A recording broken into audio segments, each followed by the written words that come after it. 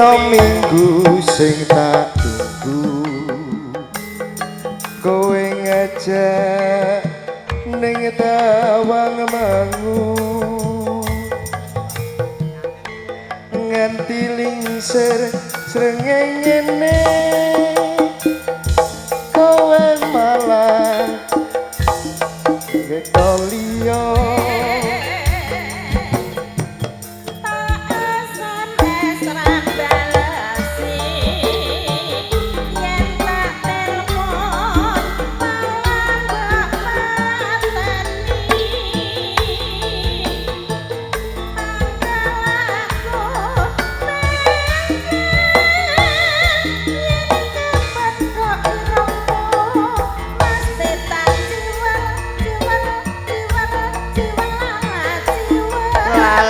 janjine jarene alesane mangkelake sapa wong sing ora gelem kadung dandan kowe ora teko janjane kowe gelagatmu sajak nyubriyani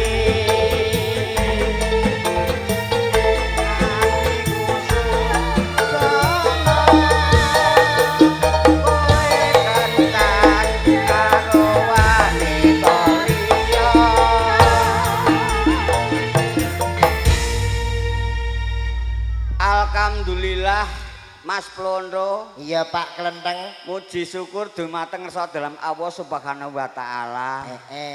Bilih siswa budaya katimbalan wonten Desa Kletek, Dukuh Jati Geblek. Napa Mas? Njuk lagu ndek ora tuku kok. Nyuwun lagune mungkin tapi nggih Mas. Ya saiki ya langko bar maghrib ya ora apa-apa. Lagune napa? Pengantin baru temantene nggih. Mas niki. Oh iya. Lho, sampean ngantene? Niki saking sinten? Kawang pokoke. Mbah Sapon. Sarpon. Mbah. Nggih. Pengantin baru karo 1001, Pak. Ngene iki ndelokno YouTube dek ngantek kemeng ah.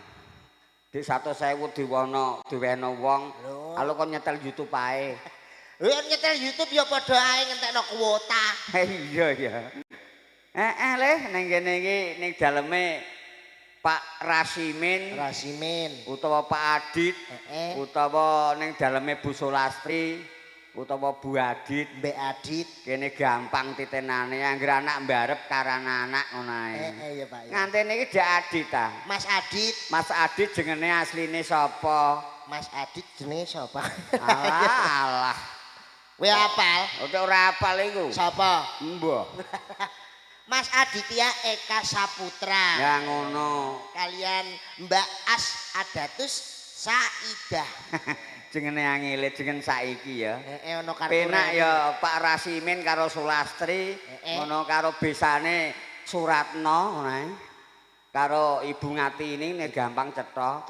Jeneng saiki wancen angil-angil kok sebabe jeneng kowe taun bikinan 95 tahun 1995 iku jengene apik-apik ngono. Iya Pak ya. Lho iya, jeneng kan dibagi telu.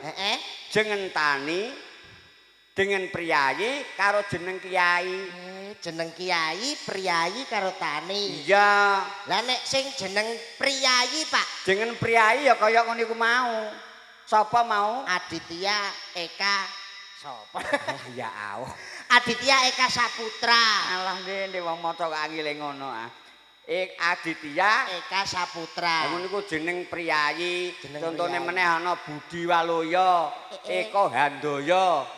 Jeneng priyayi ya, Pak. Budi Santosa, ngono jeneng priyayi. Beda-beda berarti. Dewe-dewe karo jeneng kiai dhewe neh. Lah nek sing jeneng kiai piye, Pak? Nak laire wulan poso jenakno Muhammad Ramadan. Muhammad Ramadan. Nek lanang nek wedok istiqomah. Nek wedone Nurul Inayah Hajahra. Ngene iku jeneng priyayi. Nah jeneng Kak apa petani, Pak? Jeneng tani. Jeneng tani. Ora ana jeneng kok petani iku. Nek jeneng tani ya gampang kaya ngono ku mang. Kaya jengene bisane iki weton Rebo Pahing ya Suratno. Gampang. Rebo Pahing Suratno. Kaya Pak Rasimin Rebo Legi Rasimin. Rasimin gampang. Berarti jeneng saiki karo ndek mben ki beda. Jengene laire Jemuah Pahing jenakno Jumain. Jemuah Pahing Jumain. Jumah Legi Jumadi. Selasa Pon Sapon. Anggeranut ngono ae ya, Pak. Agak lucu ning akhire slamet. Oh, ora kaya jaman jeneng tahun 95 ke atas. Jengene apik-apik mergo ndelok kok Google. Cari pencarian ning Google. Oh iya, wong jaman saiki ngendut lagi rong sasi, mbobot lagi rong sasi, jengene anake digoleki ya. Langsung digoleki Google. Digoleki anake jenengku sok mben sapa. Ngono. Contoh nama anak bayi laki-laki. Ngono. Contoh anak bayi perempuan. Iya, mula jengene ora langka nek jaman saiki jenenge apik-apik.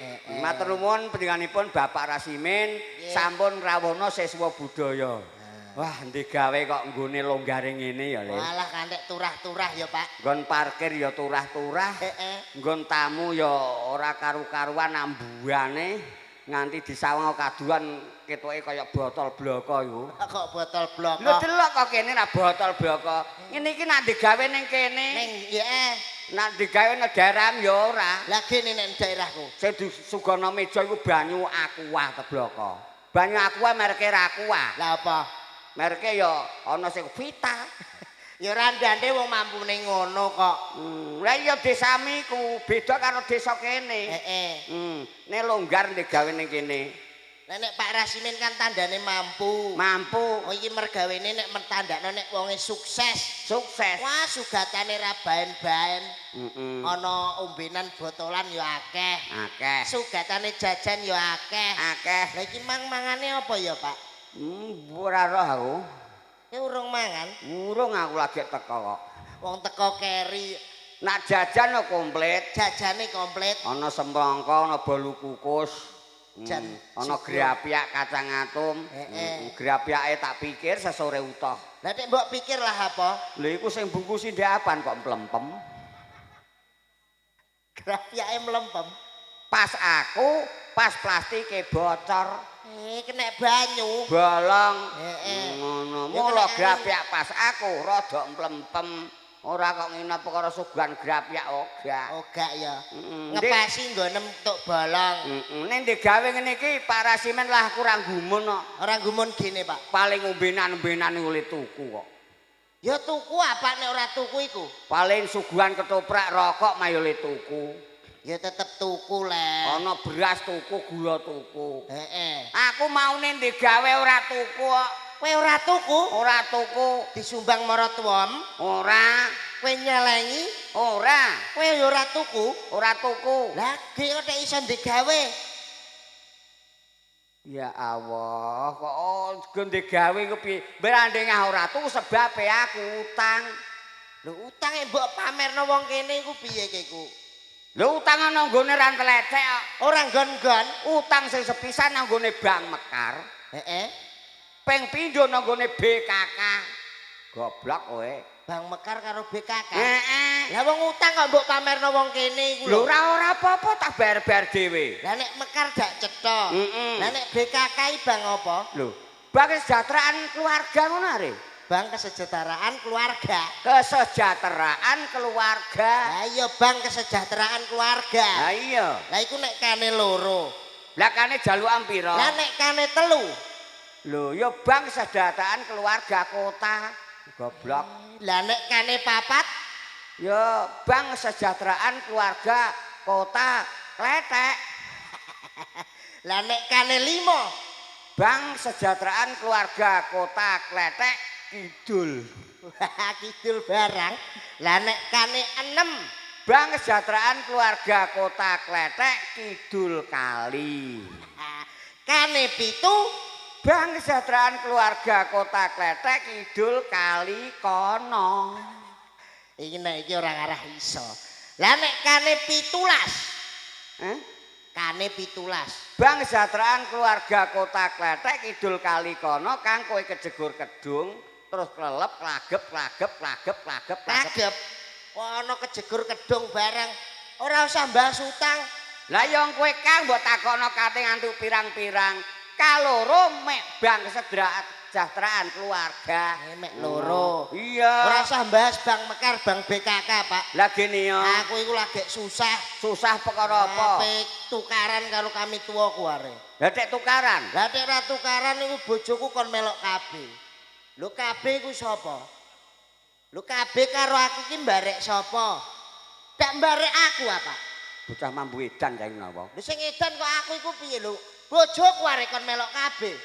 Aku yo ora ikhlas bojo menik-menik arek kok pitik kate. Bojo kok kon melok kabeh ora umum ah. Lho mbarek endi cara monone? Lho kabeh kok mbarek saiki tata ta ora? Kabeh iku ora mbarek-mbarekan, ora sugi-sugian, goblok. Lho berarti kabeh iki mergawe. Lho Tukang bank. ora. Lho ki bolone kami tuwa gak pembela. Ya ora. Lah nek bojoku ape melok kami tuwa nek ora oleh iku piye? Kabeh maksude keluarga berencana aturan pemerintah kanggo mengatur jarak kehamilan keluarga berencana. Goblok ku apa? Ora wong. Lho.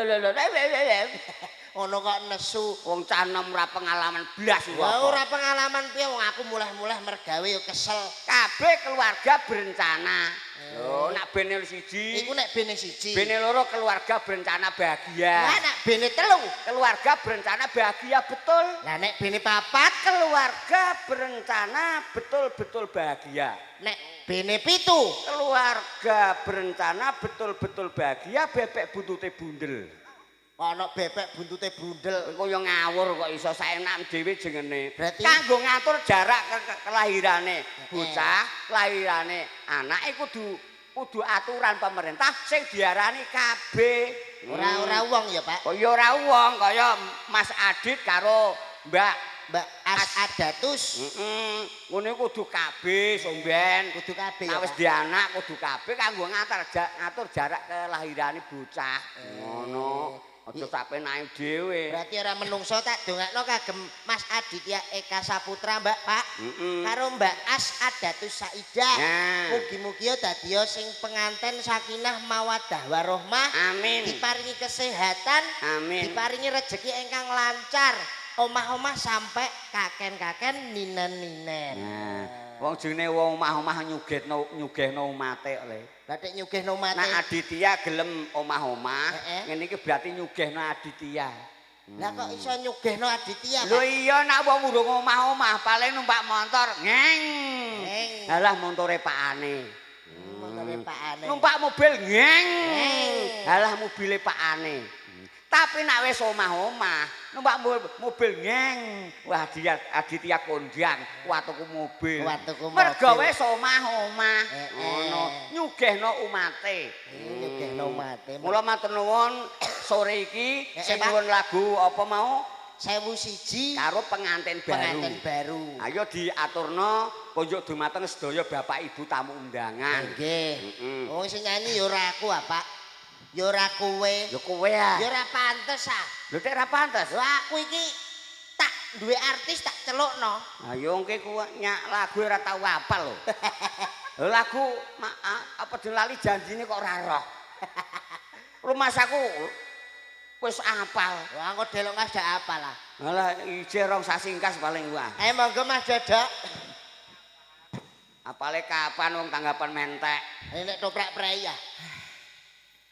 Kok sing mok renggup piye mang? Apa? Lagu ora apal-apal. Lali janjine ora apal are. Ndike ora apal lali janji. Ora apal. Sing diapali kok apa? Lali jajane. Aja lali jajane kok bengi ngono di. Ono kegiatan mangkene re. Kegiatan apa? Angger ape ndagel kegiatan. Kegiatan. Kegiatan was dagelan? Ora. Apa? Ngeslot. Ya ora kutok. Ora kutok ya. Lah kono urung munggah dagelan lagi awan teko langsung buka buku rekap kok. Rekap totalan duit. Sopo sing ngomong? Lah apa? Togel. Ya padha wae. Ya ora apa-apa nek aku ah. Wong aku kan samar-samar. Iku mau notal jumlahe kuli ndek mang. Kuli ngono. Kuli tak kira kok. Kuli sing mangkat nyempret lombok pira. Jebule alhamdulillah mek ora ana. Mek ora ana.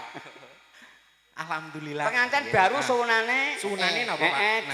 Pengantin baru karo sewu siji. Diaturi sewu siji dulu nggih. Sewu siji dulu terus pengantin baru. Kedua pengantin baru. Nah, muga-muga renoki penggalih sedaya tamu undangan monggo ingkang nembe rawuh kula aturi pinarak, ingkang sampun pinarak monggo dipun dahar saha unjukan sakwontenipun. Sinareng siswa budaya. Sinareng siswa budaya dengan Kabiyantu syutinge Pak. syutinge apa? Mbah ora roh. Ora takok sik, munggah-munggah. Takok sapa? Jawara sik. Jawara Production. Jawara goblok. Lho kok iku didono kok Tak godono. Sone JNC ora keliru nek iku cetha tulisane. Ora tidak kono ya. Ora nek keliru MBG. Diaturi sewu siji dulu Mas Lisin nggih. Spesial buat mempelai berdua Mas Adit kalian Mbak Adatus. Semoga menjadi keluarga yang sakinah, mawaddah warahmah. Amin. Cepat mendapatkan momongan. Amin.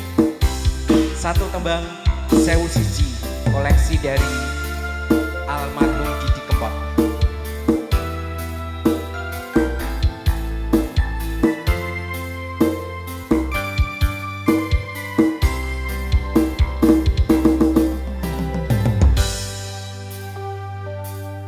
Aduh Romo ibu ngapuranen aku yen ana salah lan luputku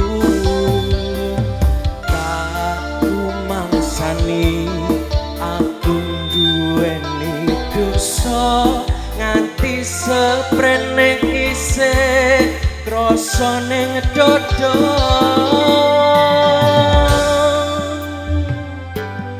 rino wengi lalali tansah ndedonga memuji marang kang kuwasa mugi enggal ento paring pangapura urip ayam tentrem uga nganti mulya JNC Audio nganti ana anak wani marang wong tuwa yen nganti ana sewu siji sing wani nganti ana anak lali marang wong tuwa yen nganti ana sewu siji sing lali suwargane donya ana sukune wong tuwa wong kang tulus suci gedhe ganjarane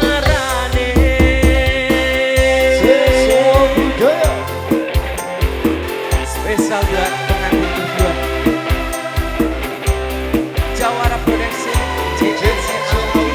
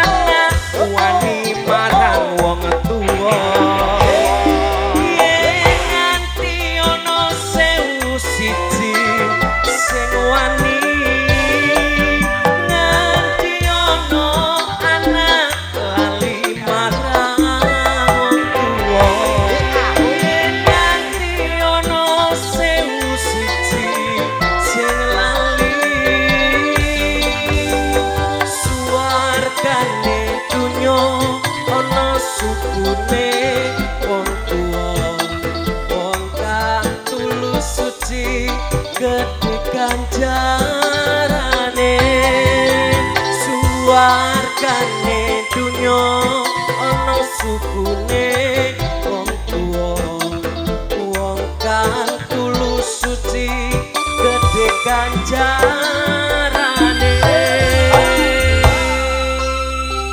Sewu siji sampun diaturi. Sing kapindho mau pengantin kawak baru. Pengantin baru. Kawak ku baru. Baru. Kawak dak kowe ya? Apa? Kawak. Lho aku saya Joko kok. Diaturi pengantin baru. Nah, spesial buat Mas Aditya Ambek As Aidah. Mbak As Adat Asad Adatus. Adatus Saadah Mbak As aduh Asatus. As Adatus Saadah pengantin baru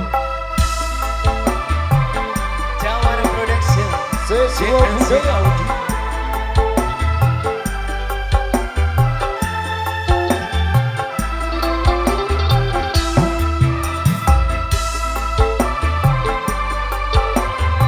spesial kagem pemempelai kedua.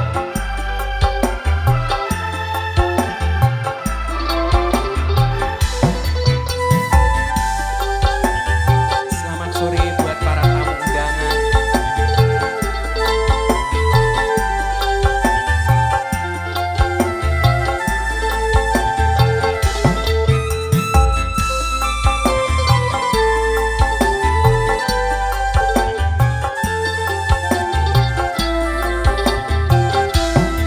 Duhai senangnya pengantin baru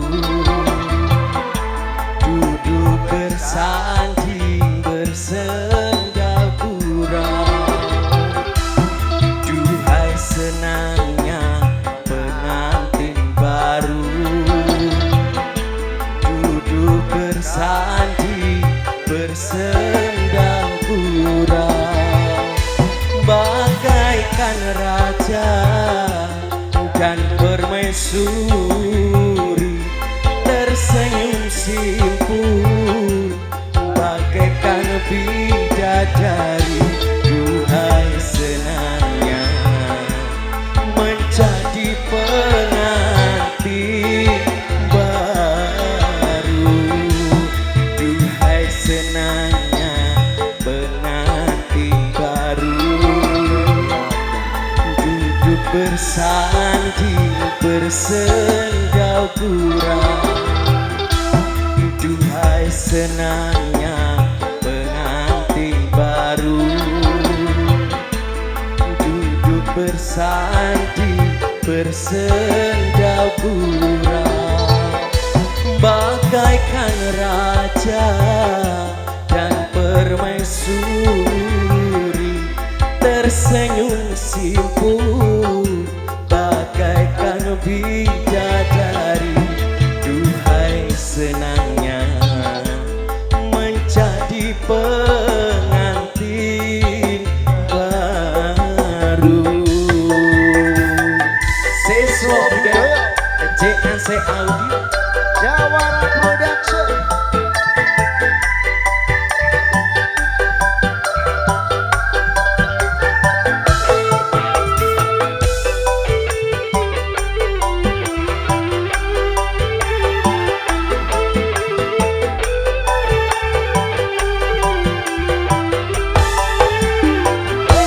tinggalkanlah masa remajamu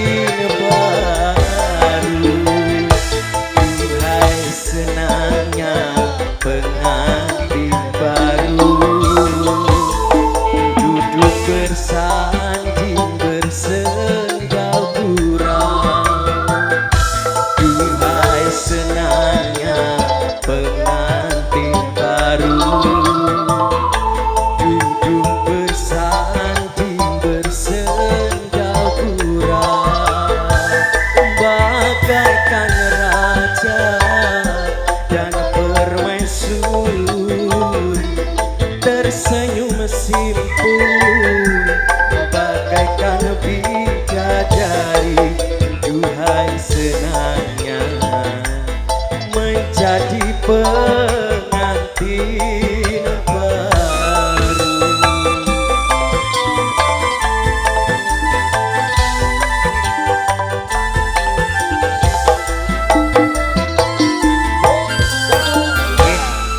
Pamututane sampun diatur sedaya. Sampun diaturi awak duwe kewajiban. Kewajibannya ditutukno. Nek ora ditutukno didugani bendarane lho, Pak. Tawon ana tupe. Ngandani kowe kok malah ayo. Ya budal no.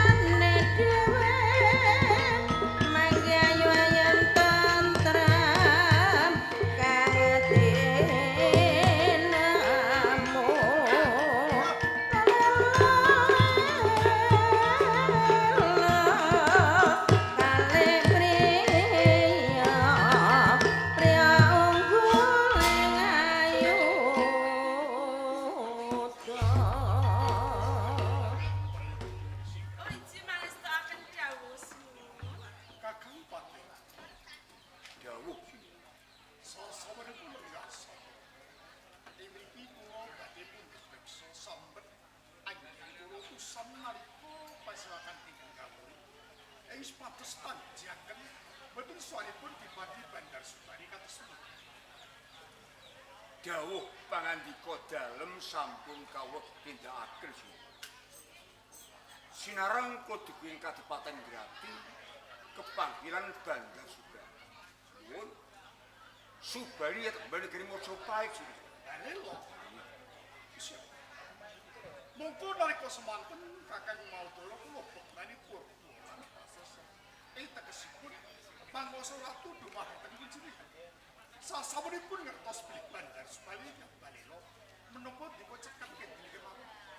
Sampun boten kirang-kirang sinuwun anggir kaum ripeh kae Subali. Malah piyambak suwe perang atau besok kawula kawon sinuwun. Prajurit Mojopahit kalah.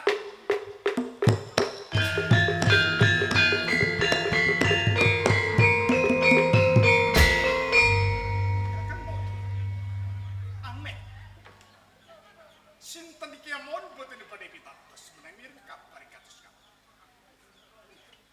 Kadipaten Grati menika namung kabupaten alit. Prajuritipun nggih sithik.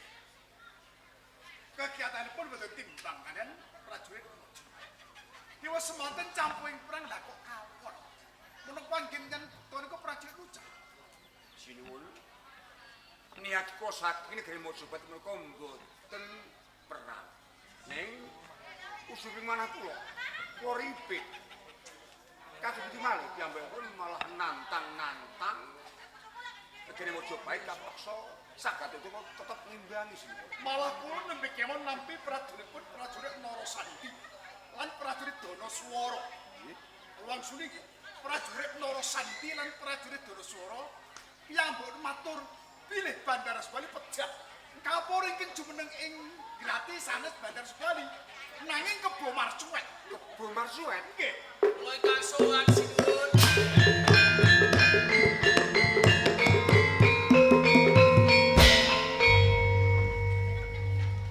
Kepareng matur lepat nuwun pangapunten.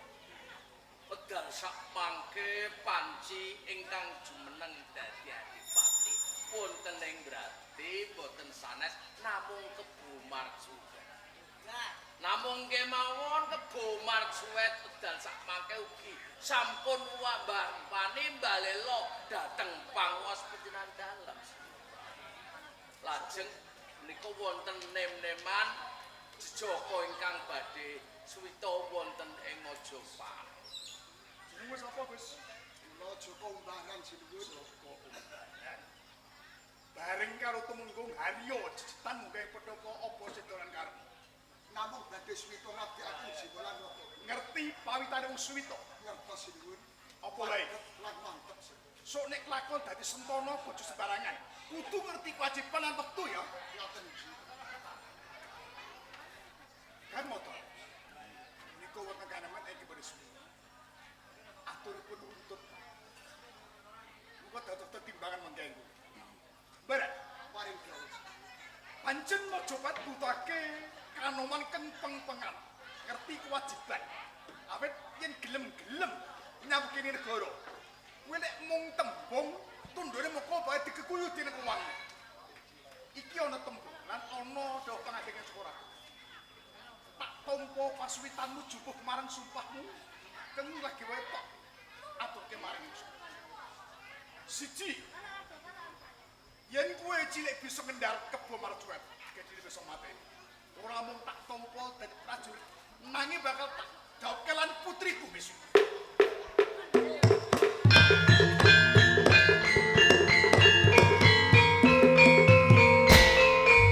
Kula sagah sinuwun, lajeng becak menapa anggen kula ngayuh jejepan menika. Jumbuh swasana iki cara banyu isih anget.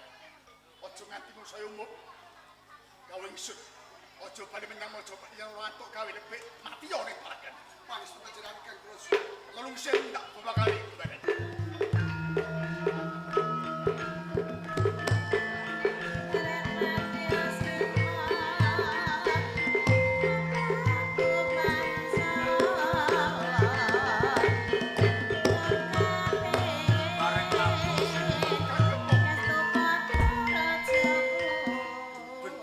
Bejane umbaran mbok bisa kan merjai kebo maksud badit negane kaya foto menikukan. Nggih benjang yos putri apa yos kakor apa saat umbar. Terus sinuwun dereng kintan putra penjaliko ing mangkenipun miyos putri. Kados pundi menika cobi? Ya sapa disipuking pinggalih nganti kepucuk ndukung tetep. Kakang lan kowe nggih. Dadi pasuksen. Gandeng putri pun tak sembarake seana jroning bogat. Ing kene aku bakal nganakake cangkriman nanging ingkang batang mriki kakang mau. Haryo jejem dadi saksi. Oh, ngaten iki. Kakang mau benjing miyosipun punang jabang bayi ing pun kandhut lan garwa kula. Mijil priya menapa putri. Miyos putri sinuwun.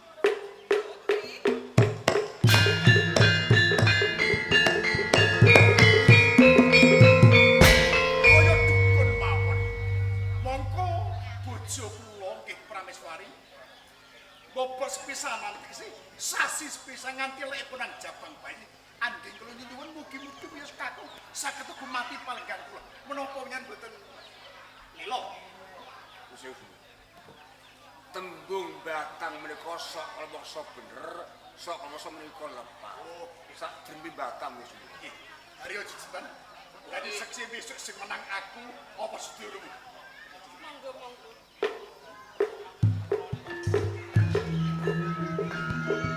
Cek bener ya. Ya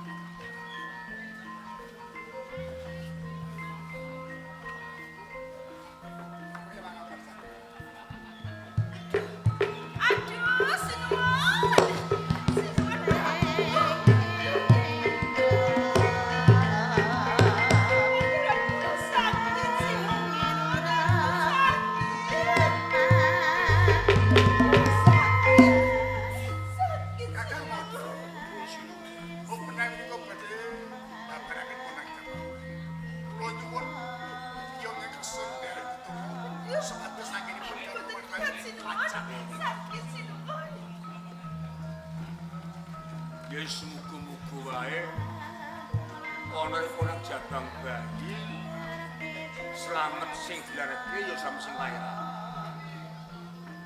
Iko taksih wonten ing ukuran. Lho, Aryo jejitan dateng pundi? Ya mepun pemene poli gawe. Dadi kewajiban lho kok. Krek.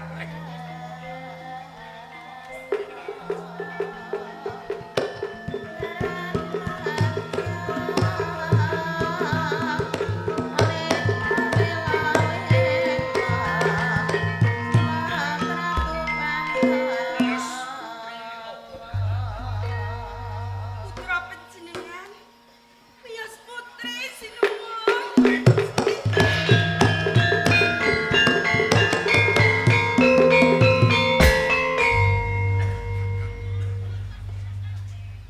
Pindaning dina. Barang kelurahan Sakuto bisa dibatang natane estu. Ih, makeni kula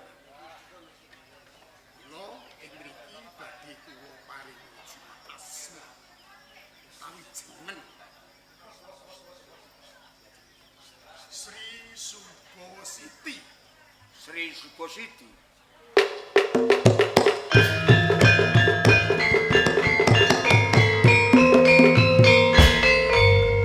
Dicetan, nggih, kowe ora tekon apa tegese Sri Subositi? Dereng ngerti. Tegese lha yo kowe ora takon. Nggih taklet pun menapa. Sri Subositi Sri Cetha Wanita. Subo oleh saka tembung sobo, siti lemah. Bocah isipun nang Jabang Bayi wis dolanan liwat lemah tegese metu lemah teng bengkah. Mergo sakiwa tengene kanthi pawongan kae bumine bengkah. Cetha yen ana wong ngelandak maiko nang Jabang Bayi nganti wujud putri. Mergo ing mojopat ana titah kang kinacek. Ya jeng, Kula paring dawuh. reksanen putrimu. Aku munggah sanggar pamit kukak wong Gusti. Sinuwun.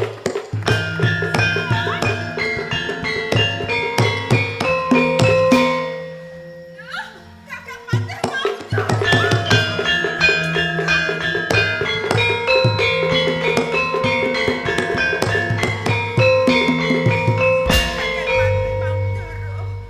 ketiwasan kakang. Sinuwun Prabu Moksa kakang.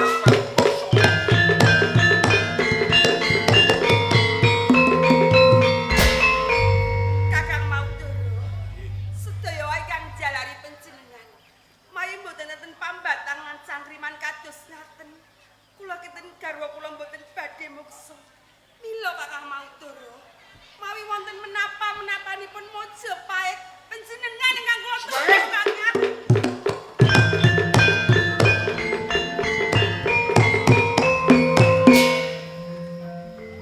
Cecita. Nggih. Saben ana apa sing ning jeneng aku duwe kepercayaan dhewe. Bejo-bejane wong lain sing bejo keeling harus bodoh. Lho iku. Leker dina Majapahit tak pasake kowe.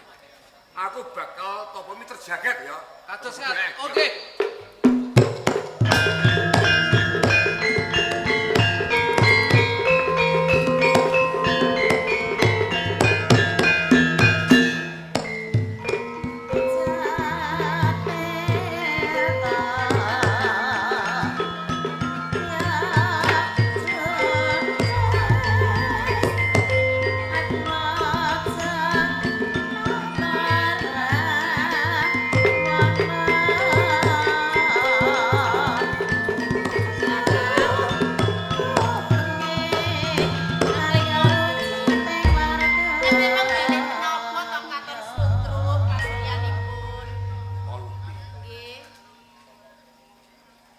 Aku bingung lagi. Bingungipun mangken wonten pundi to? Jebul Mojopati iki kok ora saya mantrah ning malah sang saya bubras. Lah kok ngaten? Melaku dinakwa Sang Prabu gawe ora ing kraton Mojopati. Mudi iki Pripun Kakang? aku bakal nindakno lagu suci utawa mertapa mitet jagat mung aku melengan kowe. Nggih. Lamun besok ora nang jagat Bimus Putri, monggo kowe jimat aso. Nek nak besok wis kakung jenenge Damar Wulan ya. Damar Wulan Kakang.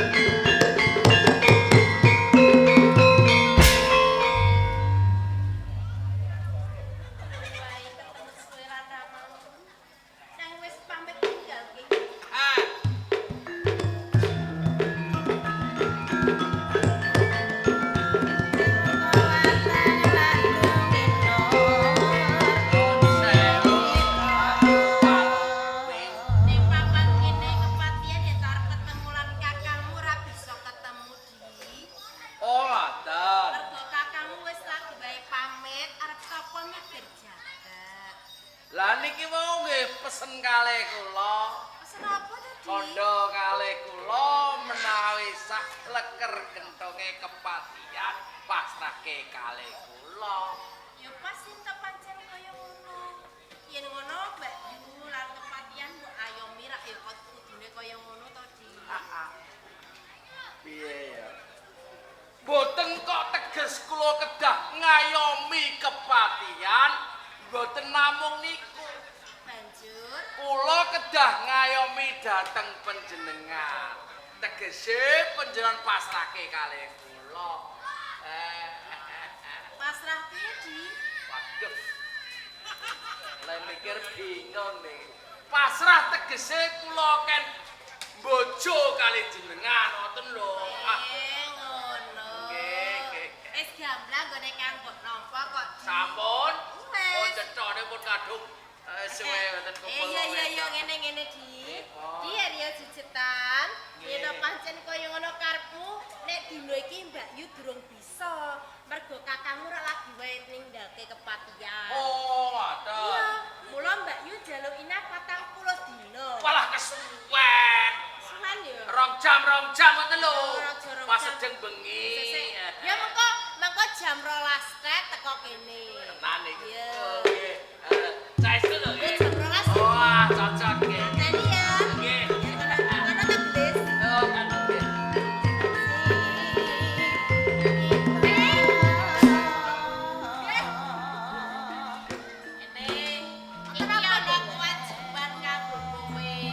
Kewajiban adalah foto wong tak kongkon turu ning kene.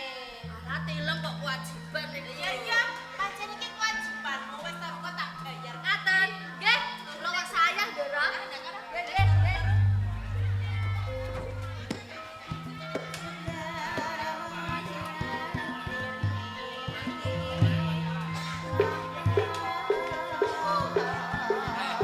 Jam 12 kurang 2 menit.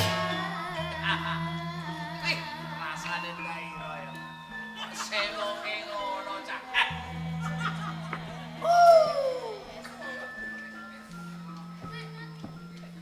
Weh.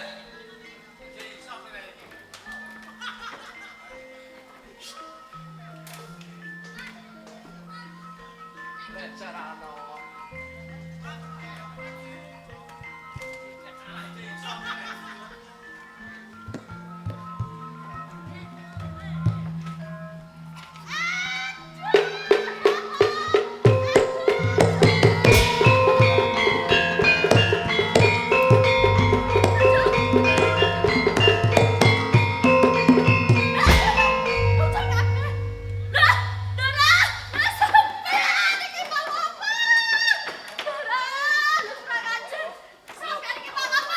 Jebule malah drum blundo.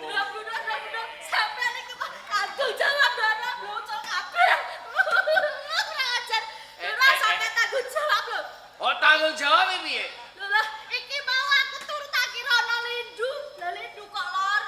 Ala lagi mlebu sithik. Iso.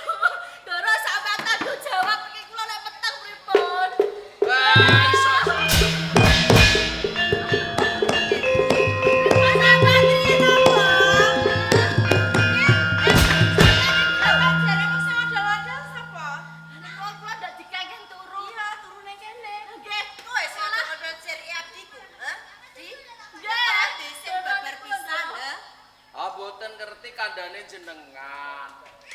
Malah pancen tak seneng. kadung keblowok jero. Gandeng ki Mbak Yu wis ngerti kahananmu kang kaya ngene lan tumindakmu. Iso ora iso kowe kudu tanggung jawab lan abdiku. Ngoten. Lah apa ora gelem tanggung jawab tak pradulke lho. Nggih, ampun. Kula tanggung jawab ing mangkenipun menawi bedes elek niki ngandhut Bedes elek. Ayune kaya ngene manis ngene kok bedes elek rumangsa. Nek kula pun kadung keblowok mau. Ngeten nggih. Piye, Di? Ing benjangipun menawi bocah niki mijil nglairke punang jabang, menawi wadon monggo terserah jenengan asalipun paring jimat asma. Menawi lanang paringi jimat asma seta dalah kumitir.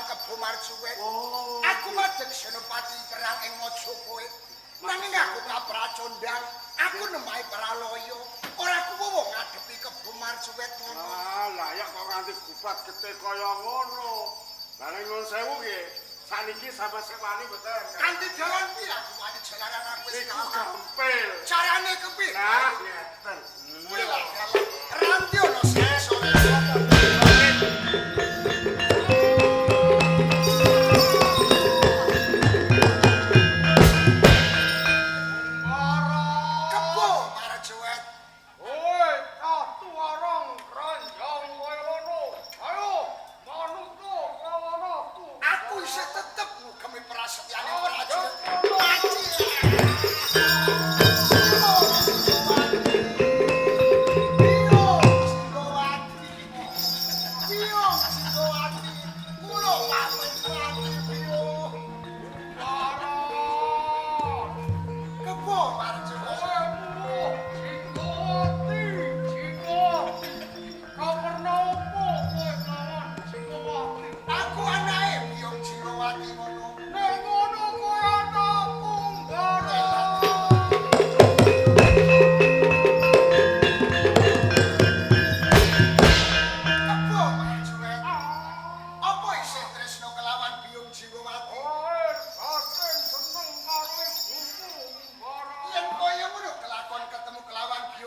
Sukmawati.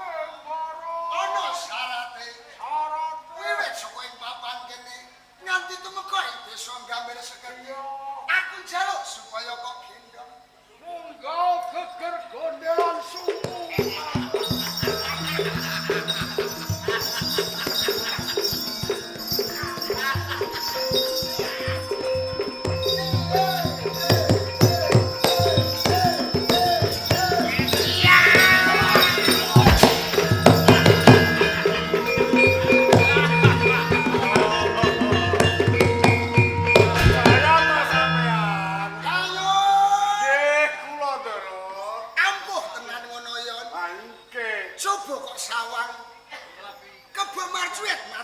Ampun mate ya bokole yo ngoten kok. Getihe katon belambang-belambang. Gelemo dadi seksi. Papan kene yen ana reja rejaning jaman. Katelao belambang. Belambangan.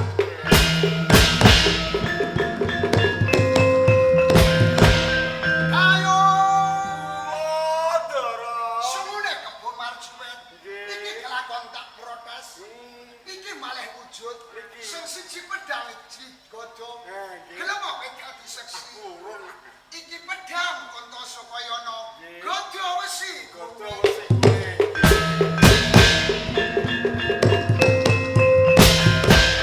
Ayo. Jawo Doro. Patine kebo marcerewet. Marjuet. Marjuet. Kadipaten Grati Komplang. Komplang niku. Sopo sing wajib mati dadi Narada? Saene jenengan mawon Doro. Yen pancen aku sing jumeneng pangarsa, pujining pamrentahan ora ing Grati. Lah teng pundi? Tak papanke ning Belambangan kanthi jimat asma Adipati Mina Jinggo. Menak Jinggo.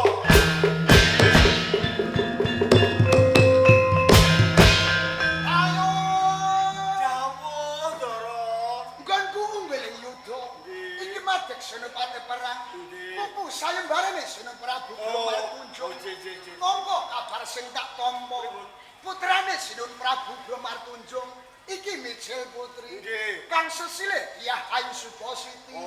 Ing mengkone bakal tak gadhang pinangka dadi garwaku. Ngoten nggih. Kowe gelem tuturi marang lakuku. Urut, Doro. Tumuju ing Majapahit. Jaluk ganjaran lan nagih janji. Nggih. Nanging gayun bapak tetul Nggih kados pundi Doro? sadurunge aku lan kowe jumangkah ing Majapahit. Ayo kita sagotra ketoprak siswa budaya. Kone makarya ana ing desa Kletek. Wonten daleme ingkang kamungkarsa. Bapak Rasime lan ingkang garwa. Iki iso gawerna penggalihe. Kabeh pamirsa lan pamirsa kabeh. Slamet sing nanggap, slamet sing nanggap. Ayo yo.